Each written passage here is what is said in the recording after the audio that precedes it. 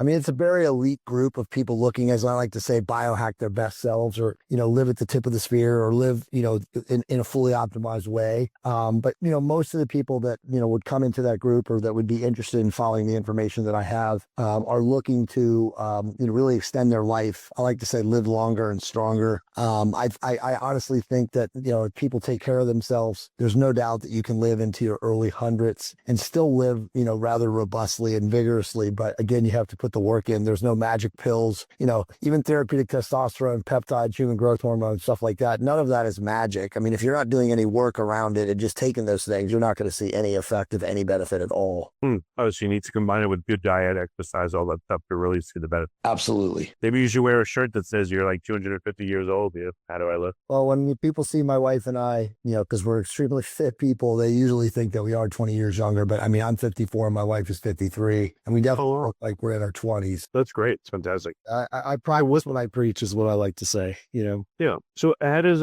if someone's coming from not exercising and just, a really stressful life, but they're not eating well and, they're not really doing anything right, and they come to you for help, what comes first? What comes next? How is it not overwhelming for people to help themselves? Well, it's definitely overwhelming for people in today's day and age, because the majority of people that are found online that talk about, this kind of stuff are not experts. They've been in the game for 6 months to a year, and they they mimic and regurgitate what they hear about other people. And, what I like to say is that the signal to noise ratio on the internet right now is almost all noise and very little signal. Thankfully, there's still a signal out there, but you better understand how to find the signal. But if somebody comes to me, well, first off, nobody comes to me who's a physical disaster, because I don't attract those type of people. I attract people who are already on the path, but want to be the most elite of them. But if somebody came to me who was a disaster, I would call them like a human dumpster fire, because I kind of make jokes about that on my email list every now and then. I would tell them the first step is they have to get their biomarkers measured. They have to go to a lab. I have relationships with different companies. One of them is Private MD Labs, and I have like 4 different lab panels that a person can pull. But you always have to understand what's going on underneath the hood before you can actually fix what's maybe on the external. So, once you get your biomarkers looked at, you can understand, what the issues are. Then I can make a recommendation or refer you to a physician that can help you,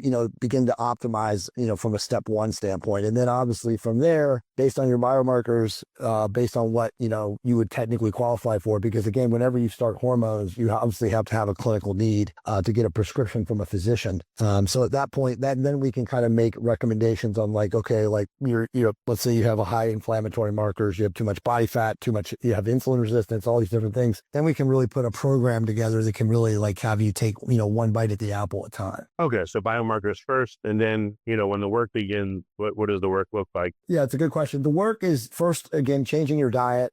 Anybody who's not healthy, their diet sucks. I mean, that's going to be rule number 1. They're not eating healthy. They're not eating correctly. They're not eating enough protein. They're probably not eating enough. They're not drinking enough water. They're not getting enough, essential minerals or vitamins or things like that. So it's always going to be the first biggest rock, so to speak, would be, looking at their diet, making, advising them to change their diet to live insulin control, regulate their carbohydrate consumption, get enough protein. And then at the same time that you're doing that, you're hopefully with the therapeutic hormones and perhaps growth hormone, peptides, you can get them with enough energy that they can start exercising. So it's a combination of all those things. And it's not easy. I mean, most people fail. I mean, 73% of adults in America today over the age of 40 are obese. So it's a mess. It's getting worse. We live in a day of instant gratification world where most people are unwilling to put the work in because they can just push a button on their phone and have the food show up at their house, or have their hygiene products or their toiletries or whatever come in Instacart or whatever. So a lot of people today just don't really exercise. They don't move. But, if you want to live longer and stronger, and you obviously, are into improving your longevity factors and your biomarkers, you got to move.